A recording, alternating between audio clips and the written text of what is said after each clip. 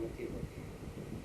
તો એમાં કંઈક આજુબાજુ બીજા કોઈ ગુણોની સાથે સંબંધ રાખતો હશે, જેમ કે નિષ્ફળતા હોય ત્યાં જડતા હોઈ શકે, આત્માની જડતા, આત્માના તત્વના નિર્ણયની જડતાની પ્રશ્ન છે, બીજો કે લૌકિકની વાત નથી.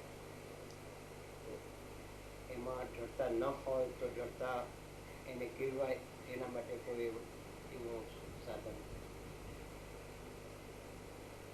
દ્રઢતા વિચાર કરીને નક્કી કરી દ્રઢતા એ આત્માથી ને આત્માનું પ્રયોજન હોય, મારે આત્માનું જ કરવું છે એમ કરીને વિચાર કરીને નિર્ણય કરે.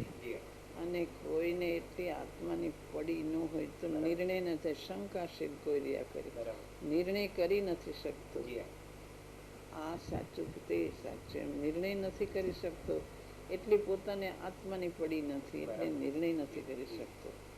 ક્યાં તો પ્રમાદમાં કે ક્યાંક ક્યાંક રોકાઈ જાય છે, માટે નિર્ણય નથી કરી શકતો. ને કેટલાકને આત્માની પડી હોય નિર્ણય કરી લે છે, મારે આત્માનું જ કરવું છે, હવે સાચું શું છે એ નક્કી કરે છે વિચારથી.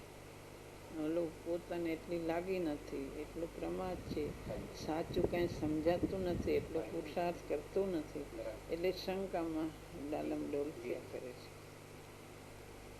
શંકામાં એમ લેવાય કે જેને આત્માની પડી હોય એને સાચો નિર્ણય આવે, અને જેને આત્માની નથી પડી એને ડામાડોળ ઘણો રહ્યા કરે.